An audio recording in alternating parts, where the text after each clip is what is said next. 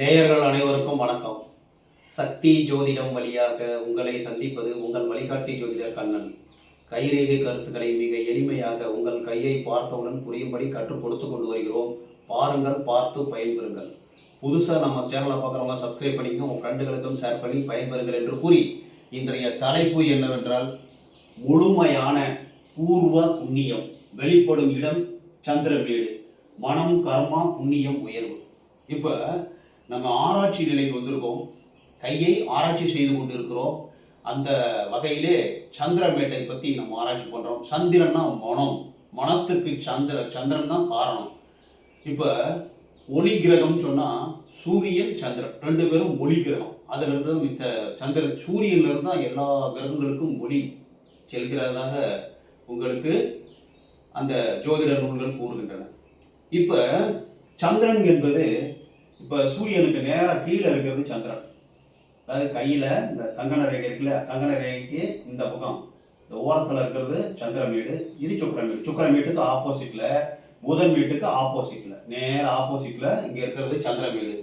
இந்த சந்திரமேடு என்பது மனதை குறிக்கக்கூடியது, நீரை குறிக்கக்கூடியது, கற்பனையை குறிக்கக்கூடியது, வெளிநாட்டு பயணத்தை குறிக்கக்கூடியது, தாய்மை உள்ளத்தை குறிக்கக்கூடியது. இந்த மாதிரி நிறைய சொல்லிக்கிட்டே போகலாம். தாய் உள்ளம், மனம், முக்கியமாக மனம். இந்த மனம் நன்றாக இருந்தாலும் இதை எல்லாமே வேலை செய்யும். ஒவ்வொரு கிரகமும் ஒவ்வொரு வேலைக்காக கர்மாவின் படி, பூர்வீக புண்ணியத்தின் படி அது வேலையை அது கரெக்டாக செய்யும். இப்போ சந்திரமேடு மனதை கண்ட்ரோல் பண்ணுறது. மனம் சரியாக இருந்தால் தான் மனசில் ஆசை நல்லா இருக்கும். மனம் நல்லா இருந்தால் தான் மனசில் ஆசை நல்லா இருக்கும். மனம் நல்லா இருந்தால் தான் மனசில் வீரம், விவேகம் அதெல்லாம் வரும். மனம் நல்லா இருந்தால் தான் தலைமைக்கு தகுதியாக முடியும். மனம் நல்லா இருந்தால் தான் வேலை செய்ய முடியும். மனம் நல்லா இருந்தால் தான் புகழ் அடைய முடியும். மனம் நல்லா இருந்தால் தான் வியாபாரம், பேச்சு திறமை நல்லா இருக்கும். மனம் நல்லா இருந்தால் தான் சண்டை போட முடியும், வீரம், வீரியம் வரும். ஆக மொத்தம் எல்லாத்துக்கும் காரணம் முதலில் மனமே. இந்த மனதிற்கு சொந்தக்கார சந்திர பகவான். இந்த சந்திரன் நீர் கிரகம். தண்ணி இல்லைன்னா உலகத்தில் எதுவுமே இல்லை, எல்லாருக்குமே தெரியும். இது சாதாரண விஷயம்தான்.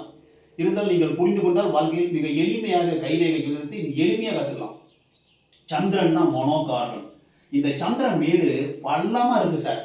ரொம்ப பள்ளமாக இருக்குன்னா அவங்களுக்கு யதார்த்தத்தை விரும்புவாங்க, யதார்த்த லைஃப்பை விரும்புவாங்க. ஆன்மீக ஈடுபாடு குறைவாக இருக்கும், கற்பனை குறைவாக இருக்கும். கற்பனை பண்ண மாட்டாங்க. அட போப்பா இன்னைக்கு என்ன செய்கிறோம், சாப்பிட்டு சந்தோஷமாக இருக்கும், அவ்வளோதான் அப்படிதான் நினைப்பாங்க. ஆன்மீக ஈடுபாடு அதிகமாக இருக்காது. இது அளவுக்கு அதிகமாக இருந்தது, மனசு நல்லா இருக்கு, ஓவரான கற்பனையில் வாழ்ந்து கொண்டு இருப்பார்கள். கதை எழுதுவது, கற்பனை செய்வது, ஓவியம் தீட்டுவது, இன்னும் சொல்ல போனால் வெளிநாட்டு பிரயாணம், வெளிநாட்டை விரும்புவது, இந்த மாதிரி மனம் ஆசைப்படும். இந்த மனது நடு மத்தியமாக, ரொம்பவும் பள்ளமும் இல்லாமல் ரொம்பவும் மேடும் இல்லாமல் மத்தியமாக இருந்ததுன்னா நல்ல சிறப்பான பலனை கொடுக்கக்கூடியது. மனதில் கற்பனை போதுமான அளவு இருக்கிறது, மனம் சிறப்பாக இருக்கிறது. இந்த சந்திரமேட்டில் அதிகமான குறுக்கு கோடு, நெடுக்கு கோடு இல்லாமல் மேல் நோக்குன ரேகைகள் இருந்தால் மிகவும் சிறப்பான பலனை கொடுக்கக்கூடியது. சந்திரமேடு சமமாக இருந்ததுன்னா நல்லது, பள்ளமாக இருந்ததுன்னா பலன் கம்மி, கற்பனை குறைவு, ஆன்மீகம் குறைவு. சமமாக இருந்துருச்சு, நல்லபடியாக இருந்துருச்சுன்னா கற்பனையும் உண்டு, ஆன்மீகம் உண்டு. அளவுக்கு அதிகமாக இருந்ததுன்னா நல்ல ஒரு அதிகமான கற்பனை, அதிகமான ஆன்மீகம், அதிகமாக மனம் நல்லா இருக்குது, சிறப்பாக இருக்குது. இதில் என்னென்னா அது அளவுக்கு அதிகமாக இருந்ததுன்னா கொஞ்சம் பயம் வரும், மறதி வரும், தடுமாற்றம் இருப்பதற்கு வாய்ப்பு உண்டு. மிச்சப்படி எல்லாமே நல்லதான். இப்போ சந்திரன் மனம் நல்லா இருந்தாக்க மனதில் ஆசை நன்றாக இருக்கும். உணர்ச்சி, சந்திரன் உணர்ச்சி சார், நல்லா புரிஞ்சுங்க. இந்த சுக்கிர பகவான் ஆசையும் உணர்ச்சியும் சேர்ந்து ரெண்டு மேலும் சந்திரமேடும் சுக்கிரமேடும் உயர்வாக இருந்துச்சு வச்சுங்க. சந்தோஷமாக கற்பனையோடு கலைத்துறையில் சிறந்து வாழ்க்கையே சந்தோஷமாக வாழக்கூடியவர்கள் சந்திரமேடும் சுக்கிரமேடும் உயர்வாக இருந்துச்சு வச்சுங்க. அவங்களுடைய கற்பனையே தனி கற்பனை. பாட்டு எழுதுறது, கதை எழுதுறது, கவிதை எழுதுறது, சந்தோஷமாக வாழ்க்கையை அனுபவிக்கிறது, மேக்கப் போடுறது. உணர்ச்சி அதிகமாக இருக்கும் சந்திரன் அதிகமாக இருந்தால். சுக்கிரன் அதிகமாக இருந்தால் ஆசை அதிகமாக இருக்கும், மனதில் ஆசை அதிகமாக இருக்கும். இப்போ இந்த ஆயுள் ரேகை இருக்கு இல்லையா, ஆயுள் ரேகையில சம்பந்தப்படாம விதி ரேகை வருது சார். இப்போ இந்த விதி ரேகை ஆயுள் ரேகையிலிருந்து விதி ரேகை போயிடுச்சுன்னு வச்சுங்க, அவங்க வெளிநாட்டுக்கு விரும்ப மாட்டாங்க. உள்ளூர்லேயே நல்லபடியாக சந்தோஷமா இருக்கக்கூடிய ஒரு சுச்சுவேஷன் வரும். ஆயுள் ரேகை சம்மந்தப்படாம இந்த விதி ரேகை இப்போ நேராக இப்படி வந்தாலும், இப்படி நேராக வருது, நேராக வந்தாலும் இந்த ஆயுள் ரேகை சம்மந்தப்படாமல் இருந்து விதி ரேகை இருந்ததுன்னா அவர்கள் வெளிநாடு செல்லக்கூடிய ஒரு மனோபோக்கம் வரும். வெளிநாட்டு போய் வாழ்க்கையில் முன்னுக்கு வரலாம்னு கேட்குறாங்களா, அந்த மாதிரி இருக்கிறது வாய்ப்பு இருக்கு. சந்திரன் வீட்டிலிருந்தே விதி ரேகை சென்றால் நீங்கள் பூர்வீகத்தில் புண்ணியம் செய்திருக்க வேண்டும், நல்ல கர்மா இருக்கு. பயணம், வெளிநாடு, வெளியூர், பிறர் உதவி, நல்லா புரிஞ்சுக்கதான் முக்கியமான பாயிண்ட் இது.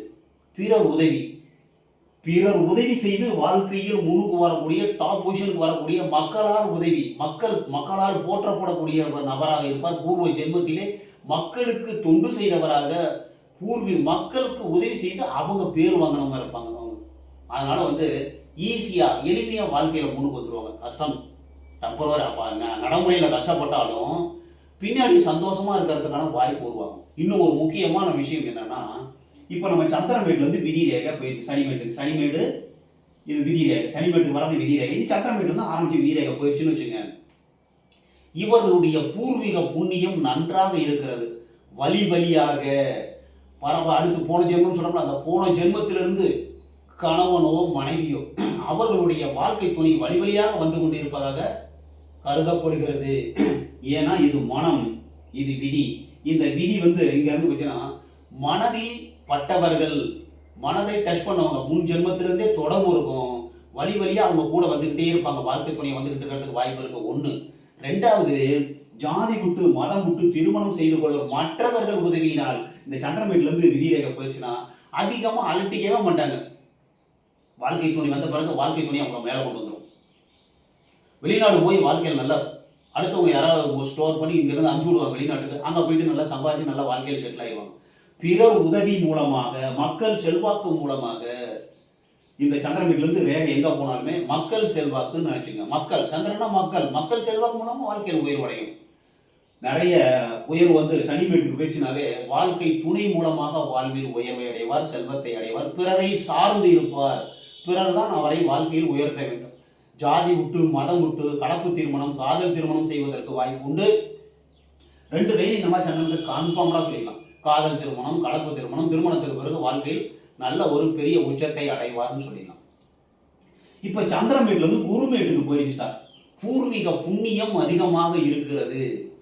பூர்வீகத்தில் புண்ணியம் செய்தவர்கள் ஆன்மீக ஈடுபாடு அதிகமாக இருக்கும். சந்திரமேட்டில் குருமேட்டுக்கு போயிடுச்சுன்னா ஆன்மீக துறையில் உயர்வு, ஆன்மீக துறையில் ஒரு அதிகாரம் உள்ள ஒரு பதவி, மக்கள் செல்வாக்கு மூலமாக, வாழ்க்கை துணை மூலமாக வாழ்வில் மிக பெரும் வெற்றி அடைவதற்கு வாய்ப்புண்டு. ஒரு அதிகாரம் உள்ள ஒரு பதவியில் இருப்பார். மக்கள் மதிக்கத்தக்க பதவியில் இருப்பதற்கு வாய்ப்புண்டு. குருமேட்டுக்கு போகிறது மிகவும் சிறப்பான யோகம். எல்லாமே கர்மாவின் அடிப்படையில், பூர்வீக புண்ணியத்தின் அடிப்படையில் வழி வழியாக வருவதான் நம்ம கையில் காமிக்குது. இதுக்கு மேலே நம்ம செய்ய வேண்டியது நீங்கள் தான் செய்யணும். நடந்து முடிஞ்சதை கை காமிக்குது, நடக்க வேண்டியதை நீங்கள் முடிவு பண்ணால் ஒரு சில விஷயம் மாற்ற முடியும். இல்லைன்னா அது பாட்டுக்கு போயிட்டே இருக்கும். ஒரு டிரைவர் வண்டியை ஓட்டிட்டு போகிறாரு, இது வரைக்கும் ஒரு ஊருக்கு வந்துட்டாரு. இனிமே அது வந்துருச்சு, அதுவும் வந்துருச்சு. இதுக்கு மேலே போகிறது ஒரு வண்டியில் ஏற்ற டிரைவர், வண்டி அப்படி நின்றுட்டு இருக்கு. இப்போ இன்னும் ஓட்டுறது டிரைவருடைய கடமை, அப்படியே ஓடிட்டு. அதே மாதிரி தான் நம்ம டிரைவர் மாதிரி தான். நம்ம எங்கே என்ன நினைக்கிறோமோ அதெல்லாம் செய்யக்கூடிய ஒரு மனோபோக்கத்தை இந்த இயற்கை நமக்கு கொடுத்துருக்கு. நம்ம சந்திரமேடு மனசு நல்லா இருந்ததுன்னா, அதாவது மனம் நல்லா இருந்தது, ரொம்ப அளவுக்கு அதிகமாக இருந்ததுன்னா அளவுக்கு அதிகமான கற்பனை இருப்பீங்க சார். ரொம்ப பலமாக இருந்ததுன்னா கற்பனை இருக்காது சார். நல்லா புரிஞ்சுக்கணும். ஆன்மீக ஈடுபாடு நல்லா அதிகமாக உயர்வாக இருந்ததுன்னா ஆன்மீகத்தில் ஈடுபாடு இருக்கும். மக்கள் உதவி மூலமாக வாழ்க்கையில் முன்னுக்கு கற்பனை துறையில் சிறந்து விளங்குவீர்கள். இன்னும் சொல்ல போனால் அந்த புத்தி ரேகை இருக்கு இல்லையா, கலரேகை, புத்தி ரேகை சந்திரமேட்டுக்கு வந்துருச்சு சார். புத்தி ரேகை சந்திரமேட்டுக்கு வந்துருச்சுன்னா இதுவும் மனம்தான்.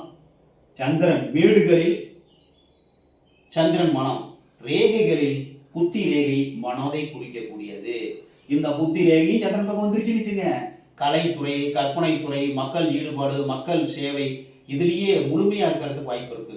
கலைத்துறை சாதனை, மக்களுக்கு உதவி செய்வது, சேவை செய்யக்கூடிய ஒரு மனோபோக்கம் அதிகமாக இருக்கு. சந்திரன்னா தாய்மை உள்ளம்.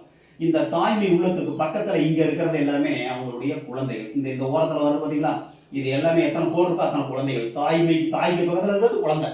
முடிவு பண்ணிக்கலாம், ஈஸியாக நம்ம சொல்லித்தரோம். இதில் எத்தனை கோடு இருக்குன்னு பாருங்க, அத்தனை கோடும் அத்தனை குழந்தைகள் இருக்கிறது வாய்ப்பு இருக்குது. 6 மாதம் 3 மாதம் கலைஞ்சு போகிறது கூட ரேகை வந்துடும் நம்ம கையில். இது வந்து இங்கே வந்து ஆசையினால் வரக்கூடியது. அவங்க கூட போகிற சகோதரங்களை இங்கே காமிக்கும். சுக்கரமேட்டு சைடில் இருக்கிற சகோதரங்கள். இந்த மாதிரி நம்ம கையில் நம்ம மனம் சந்திரன் நல்லா இருந்தாரா மனசு நல்லா இருக்குன்னு அர்த்தம். இதில் ஒரு சில பேருக்கு கெடுதலான ரேகைகள் இந்த விதி ரேகையிலே உடைஞ்சு போகுது, பிரச்சனை வருது. அப்போ திருமண வாழ்க்கையில் சிக்கல், காதல் தோல்வி, இந்த மாதிரி வரத்துக்கு வாய்ப்பு இருக்குது. மனநோய் வரத்துக்கும் வாய்ப்பு இருக்குது. இப்போ இந்த புத்தி ரேகை சந்திரன் பக்கமே வருது, சந்திரன் மேட்டுக்கே வருது. இப்படியே இங்கே வந்து ஒரு இன்ட்டு மார்க்கோ அல்லது ஒரு கிரில் குறியோ அல்லது தீவோ ஏதோ ஒன்று இருந்ததுன்னா கண்டிப்பாக மனம் பாதிக்கப்படுவதற்கு வாய்ப்புண்டு. மன அழுத்தம், ப்ரெஷர், என்ன பண்ணுறதுன்னு தெரியாது, மனநோய் வருவதற்கு வாய்ப்புண்டு. எச்சரிக்கையாக இருந்தோம்னா அதுலேருந்து நம்ம விடுபட்டுறலாம். எல்லாமே ட்ரீட்மெண்ட் தான், சரிங்களா? இந்த பூர்வீகத்தில் இந்த மாதிரி காண்பிக்குது, மனநோய் வருதுன்னா அதை சரி பண்ணிக்கணும், வேற ஒன்றுமே கிடையாது. ஈஸியான மெத்தட் தான் நம்மகிட்ட. நம்ம கையை பொறுத்தவரை இந்த சந்திரன் தான் மனம் நல்லா இருந்ததுன்னா எல்லாமே நல்லா இருக்கும் சார். மனம் சரியில்லைன்னா எல்லாமே சரியில்லை. உங்களுக்கே தெரியும்ல, மனம் நல்லா இருந்ததுன்னா நம்ம செய்ய முடியும். காலையில் எழுந்திரிச்சு வேலையெல்லாம் சுறுசுறுப்பாக செய்யணும்னா மனசு நல்லா இருக்கணும். இந்த மனம் இந்த சந்திரன் வீட்டில் ஏதாவது இன்ட்டு மார்க்கோ இந்த மாதிரி கிரில் குறியோ இல்லை பெருக்கல் குறியோ இந்த மாதிரி தீவோ இந்த மாதிரி தேவையில்லாமல் கிராஸ் போட்டு இருந்து வச்சுங்க, மனசு சரியாக இல்லைன்னு அர்த்தம், சரிங்களா? ஒரு சில பேருக்கு ரொம்ப உள்ள போயிருக்கும், யதார்த்தமாக வாழ்க்கை வருவாங்க, கற்பனை பண்ண மாட்டாங்க. கற்பனை இருந்தால் தான் வாழ்க்கையில் சந்தோஷமாக இருக்கும். உணர்ச்சி அதிகமாக இருக்கும். இந்த சந்திரன் வீடு அதிகமாக இருக்கும். உட்பாலாக இருக்கவங்களுக்கு வந்து நல்ல உணர்ச்சி இருக்கும், நல்ல சந்தோஷம், நல்ல உணர்ச்சி அதிகமாக இருக்கும். உணர்ச்சி, ஆசை உணர்ச்சி, இது ரெண்டு ஜன்னலாக இருந்ததுன்னா வாழ்க்கையை சந்தோஷமாக இருப்பாங்க சார். ஒரு கற்பனையோட பாட்டு பாடிக்கிட்டே இருப்பாங்க, சந்தோஷமாக வாழ்க்கையை வாழ்றதுக்கு வாய்ப்பு இருக்குது. அதே மாதிரி நம்ம சந்திரன் வீட்டுலேருந்து புதன் வீட்டுக்கு ஒரு ரேகை அப்படி போகுதுன்னு வச்சுங்க, சூப்பரான அமைப்பு, சிறந்த அமைப்பு. பேச்சுத்துறையில் நல்ல ஒரு பேசி வாழ்க்கையில் வெற்றியடைவதற்கு வாய்ப்புண்டு. பேச்சுத்துறை வெற்றி, வியாபார வெற்றி, நல்ல பெருத்த செல்வம் ஏற்படுவதற்கு வாய்ப்புண்டு. அதே மாதிரி சூரிய வீடு, மக்களால் புகழடையக்கூடியவர்களுக்கு சந்திரன் வீடு சூரிய வீடு போகும் சார். மக்களால் புகழ், அரசியல் தலைவர்கள், சினிமா துறை பிரபலங்கள், எழுத்துத்துறை பிரபலங்கள், பேச்சுத்துறை பிரபலங்கள், அதே மாதிரி பாட்டு பாடுறது, இந்த மாதிரி இசையமைக்கிறது, இது மாதிரி மக்கள் செல்வாக்கு மூலமாக புகழடையக்கூடிய நபர்களுக்கு சந்திரன் வீடு சூரிய ரேகை போகும். சந்திரன் வீட்டிலேருந்து விதி ரேகை போயிடுச்சு, சனி வீட்டுக்கு போயிடுச்சுன்னா அடுத்தவங்க உதவி செஞ்சு இவங்களை மேலே கொண்டு வந்துடுவாங்க சார். அவ்வளோதான் ஈஸியாக மெத்தட். அடுத்தவங்க உதவி செஞ்சு மேலே வந்துடுவீங்க. அதே மாதிரி சந்திரன் வீடு குரு வீட்டுக்கு போயிடுச்சு சார். உங்களை தூக்கி யாராவது ஒருத்தங்க கல்யாணமான பிறகு கணவனோ மனைவி வந்த பிறகு உங்களை தூக்கி தலைமையில் உட்கார வச்சுருவாங்க. ஒரு நாள் ஒரு அதிகாரம் உள்ள பதவியில் உட்கார வச்சுருவாங்க.